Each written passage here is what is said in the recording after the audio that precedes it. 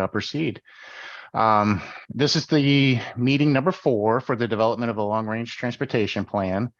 As shown in the project schedule, which you might be familiar with by now, this meeting is intended to finalize the planning priorities and to authorize a public review of the draft long-range plan, which would close, and then staff would seek action for approval at the August 21st meeting.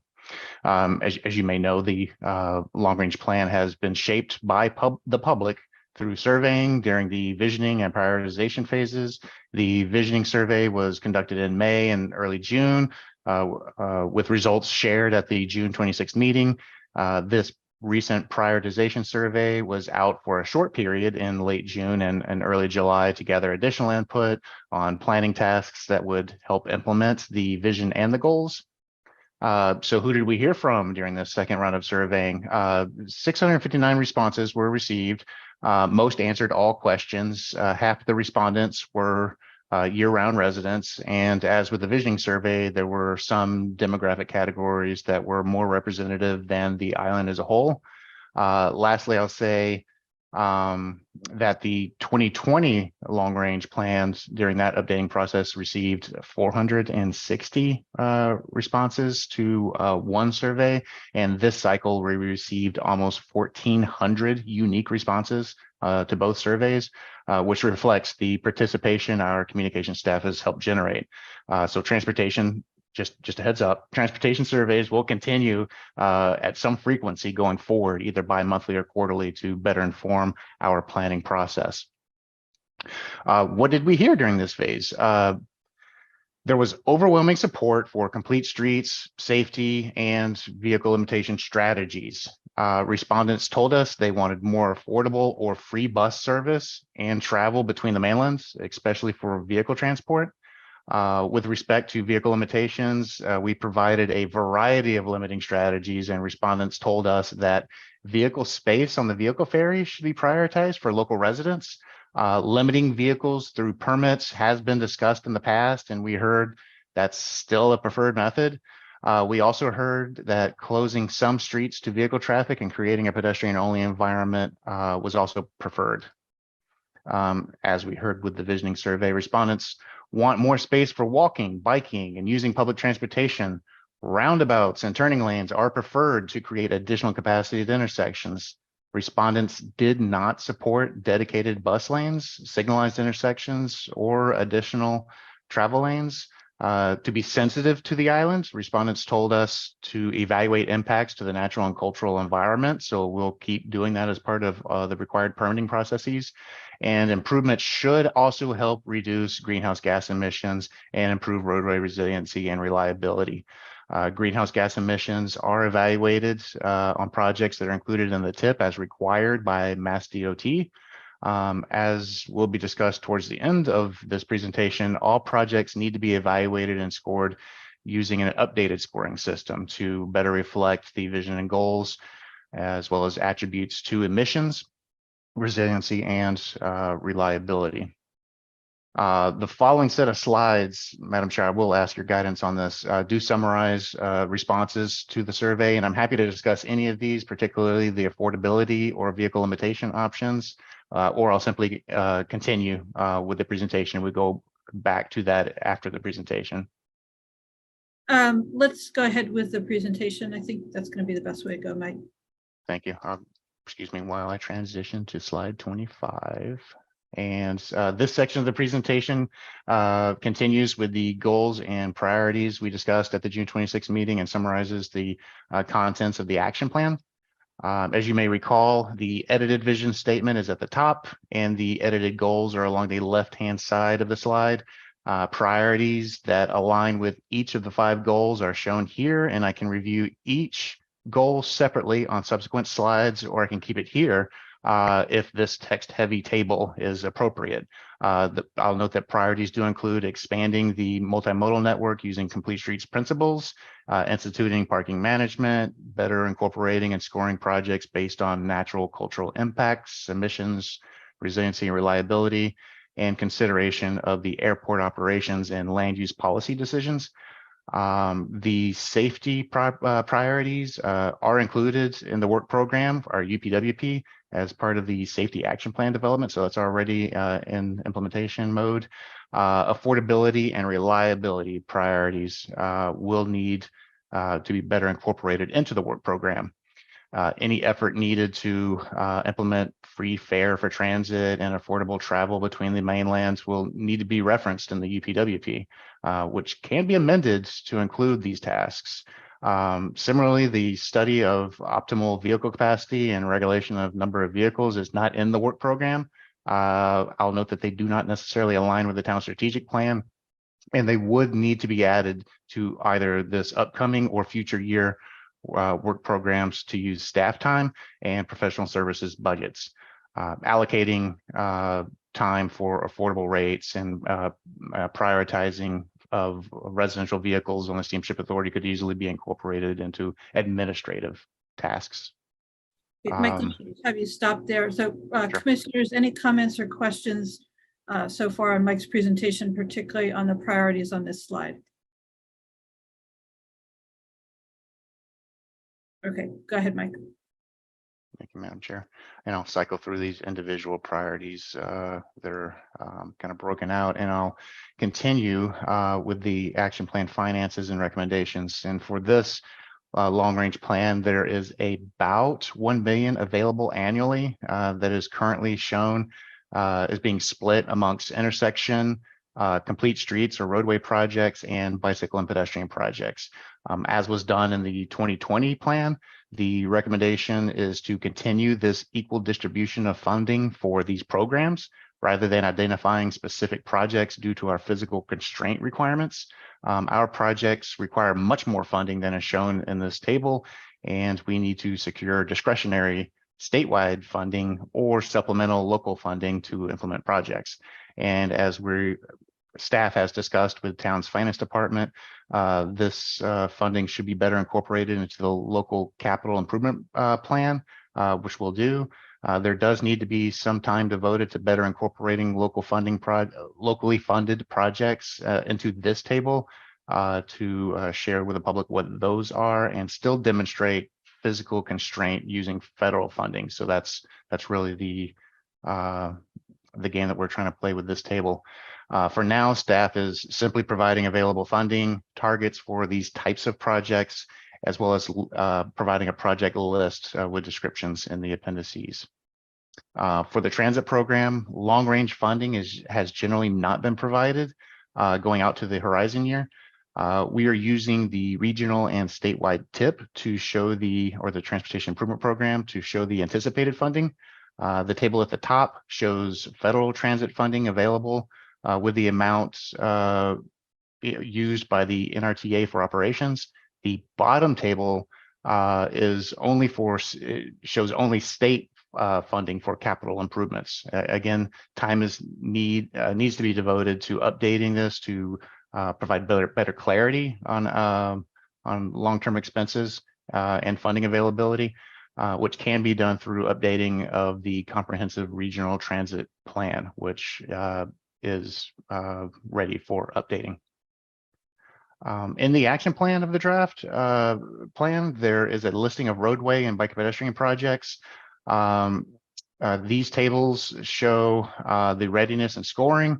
I have updated the readiness, and I'm still learning the status of other projects and updating those readinesses as I get more familiar with them. The method I've used is described in the table on the bottom right.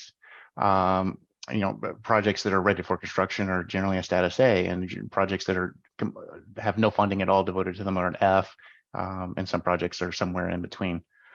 For project scoring, this is based on 4 factors: safety, mobility, safety, and sustainability. These factors have associated criteria, and we use a -1 to +1 to gauge their project's impact. Projects that score 0 have really no impact at all. This does need to be updated in the next year to better reflect our vision and goals of the plan. Staff will also seek assistance from Mass DOT to utilize their map-based scoring system and evaluate how well the region's vision and goals align with Mass DOT's system. This may be the best strategy going forward since the region is dependent on discretionary funding from Mass DOT. Based on the updated status of projects and previous planning scoring, this would be the priority list for roadway projects. Please note a mistake in your meeting material, and I apologize for that. I did show the Bartlett and Surfside intersection as funded and in status B. I've since learned that the funding has been removed following I guess a 2021 annual town meeting vote to prohibit roundabouts near the schools. So that funding was moved from that project and it's currently unfunded. There is still residual funding available for the Four Corners intersection, but the land that was necessary to implement that was flipped back under the control of the schools. And I've also learned and updated the status of the Fairgrounds Old South Road intersection. That roundabout is no longer funded as well. I've also updated, sorry for all these changes, updated the status of the Newtown Road, which was shown as unfunded and is currently in the design process. So that's been corrected, and this is all that's been resorted to show a new priority. And I'll note that based on previous estimates for construction, again, this probably does need to be updated because costs are really grown in recent years. I did inflate the costs of projects from the last transportation plan, and the value of these is at least now $50 million to design and implement. A description of all of these projects will be included in the appendices of the plan, which I'm still finalizing before it goes to public review. And those descriptions will be identical to what was included in the 2020 long range plan. And similarly, this table shows the priority listing of bike and pedestrian projects. Priority projects include ongoing design along Sparks Avenue, Tom Nevers Road, and Walnut Road. Those would be the top 3 priority projects for bike and pedestrian improvements. The value of these projects is at least $24 million, and likely needs to be revisited to update those, make them more current year dollars. Specific recommendations for each asset or type of facility is summarized in the action plan. For public transportation, which is on this slide, the regional transit plans recommendations are summarized. This includes improvement and expansion of the airport route and a new route along Hummock Pond Road, as well as revisiting the fuel type of the fleets. There's note to go to some alternative fuel. There's also recommendations to implement paid parking with revenues going to fund these expansions and improvements for public transportation, and improve space for downtown operations as described in the intermodal hub proposal that some of you may be familiar with. Moving along, the freight improvements include what was recently approved for off-island and port classifications, reclassifying Milestone Road to a critical urban corridor to enhance the ability to secure funding to reconstruct that road, a portion of that roadway, and as Madam Chair, some of you may be appreciative, an ongoing evaluation of downtown freight operations is ongoing through local committees, and that's something that's included in the action plan as well. This is a listing of the airport's capital improvements. These do not impact our transportation improvement program or impact our funding that we receive from federal and state sources. They're provided for information only, and I'd like to demonstrate that we do have some coordination with the airport on the development of this plan. For ferry operations, improvements include what was recommended in the town's coastal resiliency plan. There are also operational benefits in the vicinity of Strait Wharf as part of the Harbor Place Intermodal Center recommendation. Happy to go back to that if there's any discussions, but moving along to parking recommendations. There is a recommendation for the parking management strategy that was coordinated with the Civic League a few years ago, and that's described in the plan. That was essentially to keep the existing regulations in place with the opportunity to buy a limited amount of additional time. The Harbor Place proposal did include a parking component that would generate revenues for, again, because this is in the parking improvement district, those revenues would go towards public transportation, downtown sidewalks, marketing, any type of other improvement that has a nexus towards discouraging single occupancy vehicles. And lastly, we have the section that describes emerging technologies for our region that gets more specific to electric vehicles. This includes the NRTA fleet and accommodating demands from the private sector. I should note that MassDOT has developed a National Electric Vehicle Infrastructure Plan, a NEVI plan, that you may have received presentations on in the past. That prioritizes electric vehicle improvements along highways off island right now. As those needs are addressed and more federal funding becomes available for that, we will need to include local needs that haven't been addressed with state and local funding. And to wrap all this up, the next meeting is to be used to finalize the long-range transportation plan following public comment. This would conclude the 5-meeting process that was approved back in April, and which also took initial advantage. This was really the first project that utilized the town's Zen City platform with the help of communications staff. And I can't tell you enough how much we appreciate the help we've gotten from the town's communication staff during this whole outreach process. Madam Chair, the public review of the long-range transportation plan is requested to start no later than July 28th. Noticing will be done through the town's communication staff. A recording of all presentations through the 4 meetings that we've had so far will be provided on the Zen City platform, and a draft of the long-range transportation plan will be available on that site, as well as providing hard copies at the Athenaeum Town Building and Planning Office. And Madam Chair, staff requests action to authorize the public review period for the 2024 long-range transportation plan to initiate no later than July 28th, 2023 to August 21st, 2023, with a public meeting for discussion and action at that August 21st, 2023 meeting at 5 p.m. And Madam Chair, I'm happy to answer any questions about what was presented. Thank you. Comments or questions from commissioners? John, I'll note that John was able to join at 6:08. Thank you, John. Well, thank you, Madam Chair. Sorry, I was having problems with the Wi-Fi. Mike, this is a couple of interesting points, but I'm just curious with a couple of questions about the planning score. You know, when I look at a couple of those projects, I see, for example, a Milestone over Deer Farm Road roundabout that has a status of F, and it has a planning score of 9. There are other scores that were 13 and 12. So is the 9 still a priority, but it's obviously not as prioritized as the 13? Is that correct?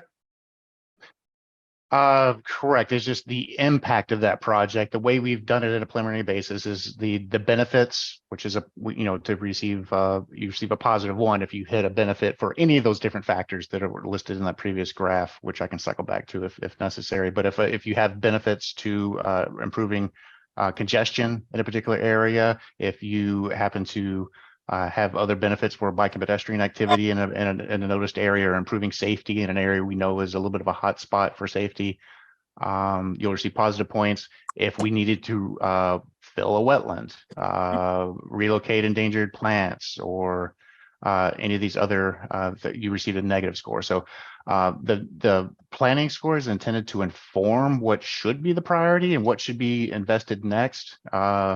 But again, it's a general guideline, and you all may know how this process works. Sometimes the project with the highest score doesn't necessarily seem to be the one that's urgently necessary, because the score may not be perfect, and there needs to be a higher urgency of another project, and that those impacts need to be mitigated. So there's definitely a balance between how the community has invested and pushed projects through the pipeline, and then what the value of a project is with respect to the value or impact that it might have on the neighborhood or the island as a whole. Thank you for that question, John. I brought up, sorry.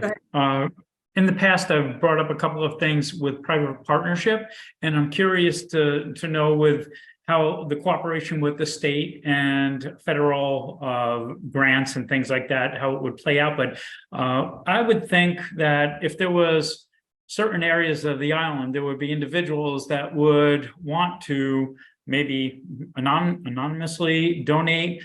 Maybe they don't want to anonymously donate. We have, different things like hospitals, colleges, science buildings that are named after family members, et cetera. If there was going to be a potential for a private partnership, maybe a matching grant or matching fund that somebody said, you know what, that roundabout at Novadia Farm Road and Milestone that creates a backup all the way to Old South Road now. Maybe we can alleviate that on my way to Sconset when I leave the airport, and I'd like to contribute half of the fund and maybe to help prioritize that, and also maybe get my name out there as as a contributor. And I would not be offended to have somebody's name on that roundabout because they funded half of it. So has there been any kind of idea about having private donations so that maybe in conjunction with the grants and that you get from the state and the federal government to maybe help that process, instead of going down the list of what is priority, how long it's going to take, looking at the next 10 years, if somebody has a special interest and they're going to be financing a lot of it, maybe we can speed up that process.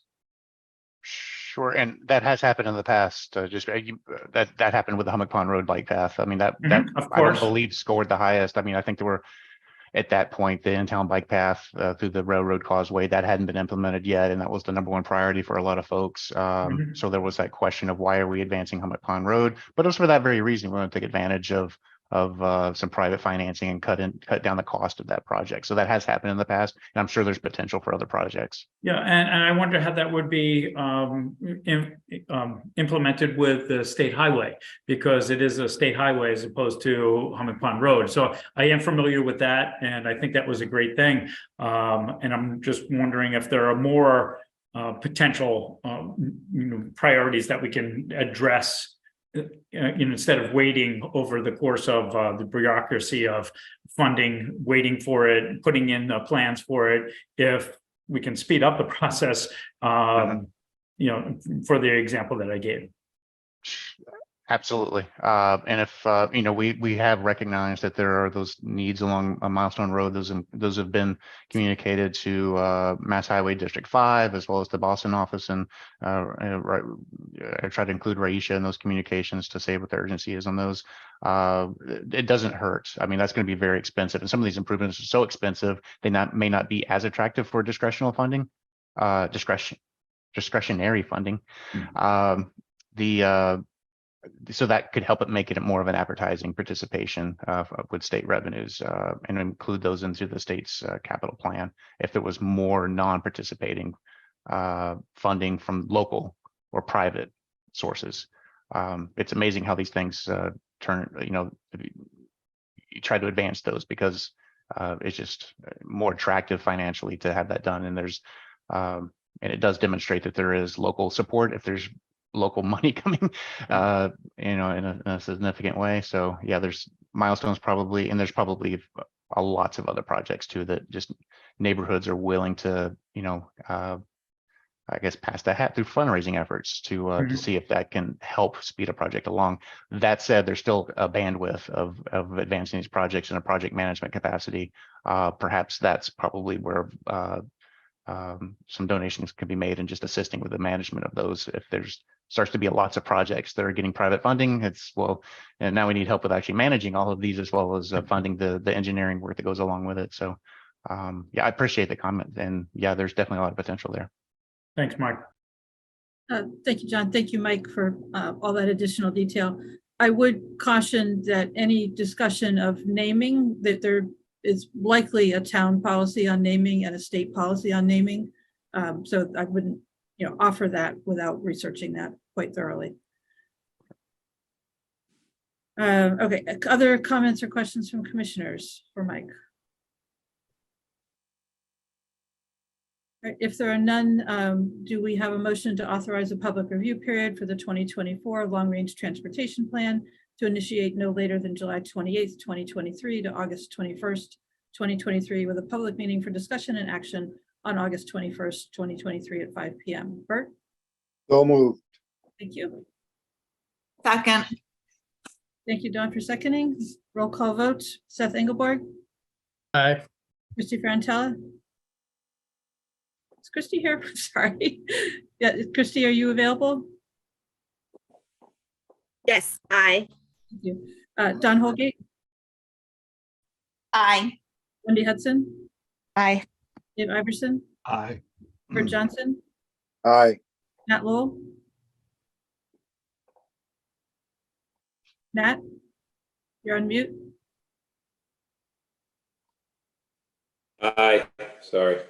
Gary Rector, Aye. Joe Topham, Aye. John Trudell. Aye. Thank you. And Mary Longacre, aye. Mike, what do you have next?